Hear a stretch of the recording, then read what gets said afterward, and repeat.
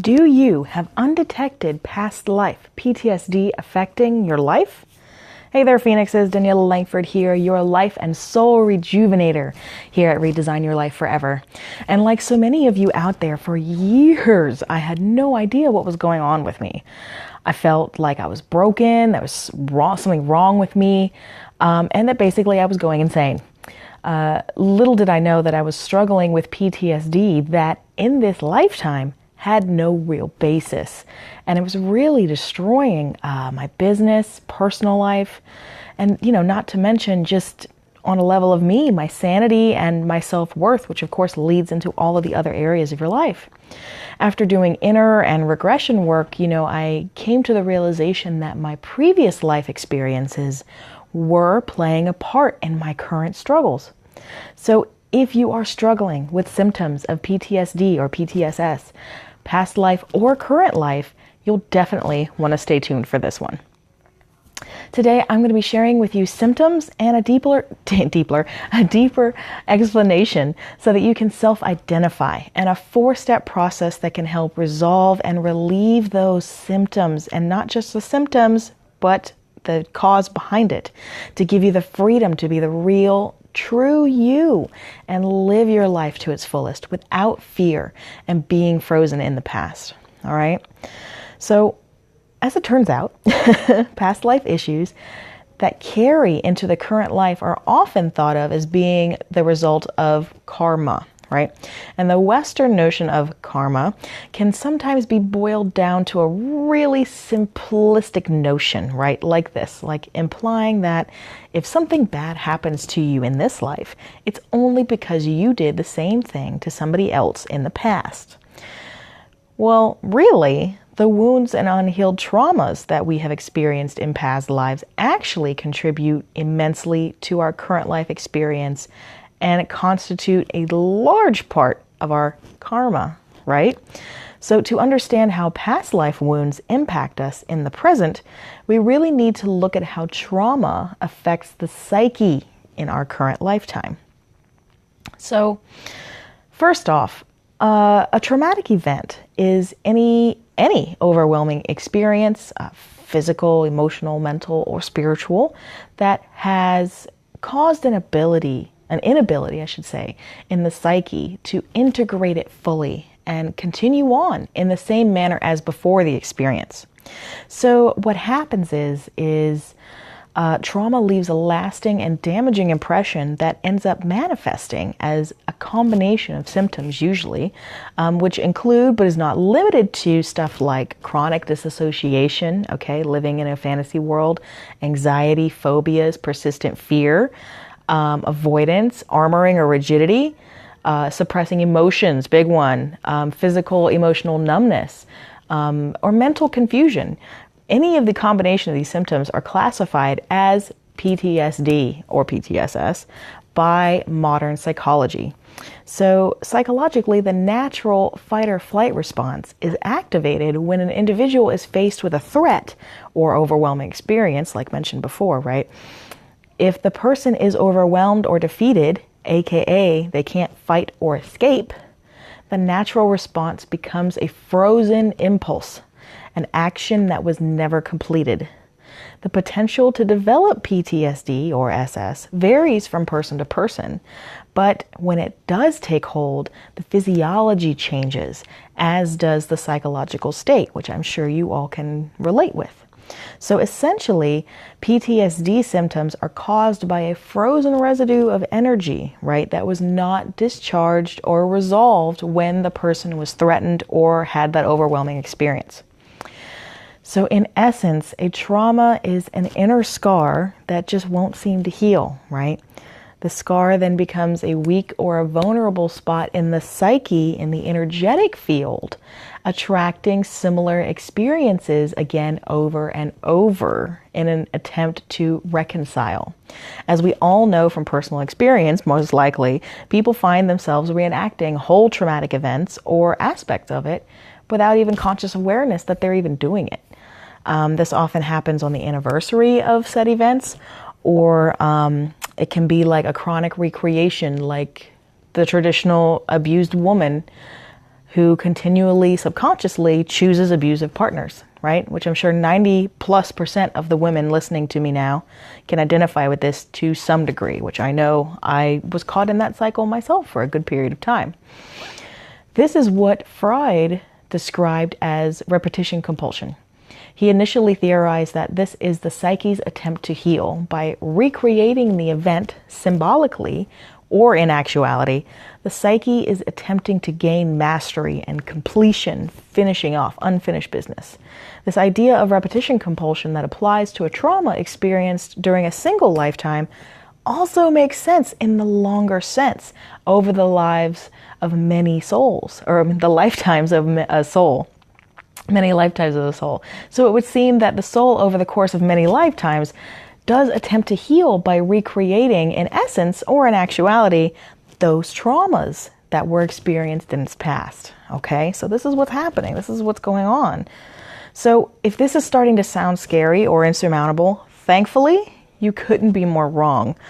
Understanding the behind the scenes of any situation within you, or even without, gives clarity, and clarity is power, if you choose to act positively upon that knowledge and clarity.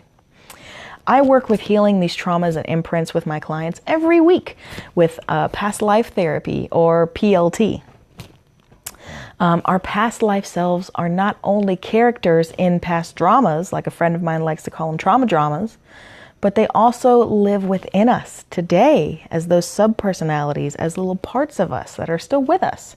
We feel the emotions, we manifest their talents, we think their thoughts, and we are limited by and perpetuate their fears because it's us. We often act all of these out without consciously knowing we are doing it, simply because we are unaware that this is a part of us that exists within us. The most problematic past lives for us today are ones that actually have that unresolved trauma or unfinished business that I mentioned before. So in past life therapy, these problematic inner characters, so to speak, are brought to the forefront of the consciousness and worked with to bring a resolution and healing so that they cease to affect your current life. Okay? So you can start right now by asking yourself a couple of simple questions to open the door to streams of past life imprints. Just finish the sentence, I always, or I never. So write this down. I'm serious. You could answer like, I always have to do it all by myself. Or I never have enough money or enough help. Nobody ever helps me. Sometimes we even make casual comments when describing our feelings that are loaded with past life imagery, like, I feel like a slave, at this job. My hands are totally tied. Or I've been stabbed in the back. I mean, that is a huge one, right? Or there's no way out of, this situation. These are repetitive themes that we take on as actual current truth and that shape our current reality. And they're really core themes of past life situations that are still unresolved. The most important thing to remember here, though, is they are changeable. That is the amazing part, okay? So here are my 4 basic steps to drill down to what past life traumas are keeping you frozen in these old patterns and how to release yourself from their hold. So the first stage of past life therapy, generally, is the introduction of the past life memory. Now, this is the method that is used to recall the past life, and they can include all kinds of techniques like exploration of the current life themes. So that's an introductory sort of technique. It's basically like doing a Google search by typing in keywords and pulling up relevant content. But in the therapy, thoughts and emotions are uncovered in the current lifetime and then used to follow backwards through time to find relevant, not only present, but past life experiences. This generally happens through an introductory process, an interview process with a client when discussing their issues or doing a review of different areas of their life, such as the history of relationships, their upbringing, or their work. This also serves as a jump-off point, really, to identify core themes together before starting any regression work. Another huge one that people often are aware of is womb regression. That's a big one actually right now with the feminine energies coming in, is going back to the womb. And that can happen during a regression, either by direction or even sometimes spontaneously or in dreams. Sometimes during a session, all of the work could happen in the womb state, but quite often, while in this state of memory, the past life content can arise also. Or the most known one, I would say, is the guided imagery. So this is the directive process that allows a past life memory to arise, where a scene is set in the imagination or the mind to intend to lead to a past life, right? So this could be something like imagining crossing a bridge, the suggestion of crossing a bridge, or coming into walking down a hallway with many, closed doors and picking one to open and walking into a past life scene. There are a myriad of variations of the imagery that are used to get to the past life. And this is, I think, the method that most people think of or associate with when they think of working with past life work. So you start there. And stage 2, you have to relive the past life, okay? Because we find imprints at the heart of these core themes, right? The emotions and thoughts of the past life must be explored in depth to reveal what's actually being carried on from lifetime to lifetime. So it's essential to relive that past life as fully as possible during the session.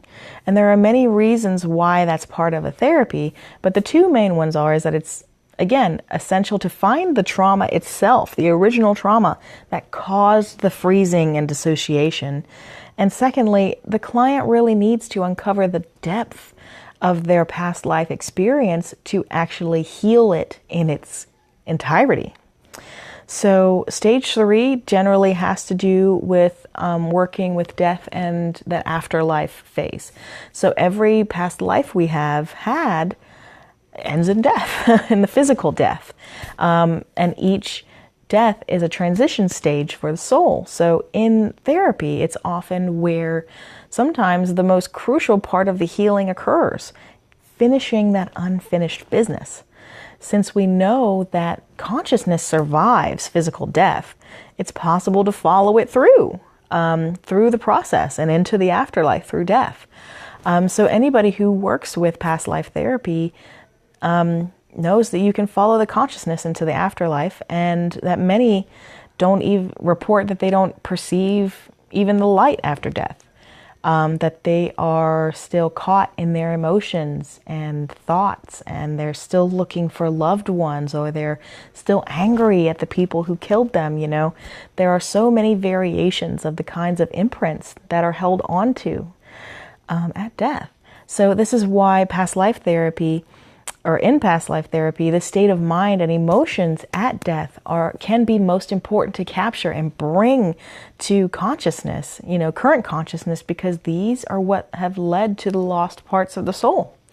So often the work that happens involves getting the soul to give up those obsessive thoughts and leave those complexes behind, which can include things like healing of physical traumas carried in the subtle body, reunion with lost loved ones, which of course segments of them are up there right now, dialogue with perpetrators, again, they're there, seeking forgiveness from those one has hurt, again, basically finishing those unfinished businesses, or just a good old catharsis, for Christ's sake, right? But, the reworking of all of these imprints allows this part of the soul to complete its unfinished business, which is so very important to full integration in the now. Which stage 4, there you go, overview, integration, and review often is, after you bring the client fully back into present day consciousness. Generally what I like to do is work together to recap how that experience fits into their current life context. Often more insight happens this way, but more so in the following hours and days and weeks after a session. Clients often report to me that the insight occurs like a domino effect, falling, one after the other as they go about their day-to-day business. After our sessions, they'll have synchronicities and these and this, and inspirational things will pop up, and it falls like a domino effect. So the stages that occur in regression illuminate so much more about the psychology of the soul. So even though a lifetime may be in the distant past, it can be very present in the current life psyche. And these circumstances from the past shape who we are right now and today. The past and the future are tied together by the present moment. And the choices that we make now affect both of those things, okay? Self-knowledge of where we have been and resolution of those limitations from the past allow us greater freedom in the present and in turn, of course, the future.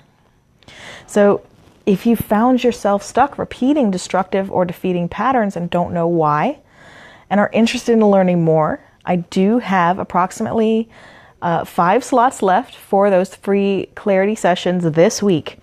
So in your free session, we'll get to know each other, what you feel is standing in your way of release and freedom, and practice some real-world techniques to work through that blockage and decide if working together for a better future is right for you.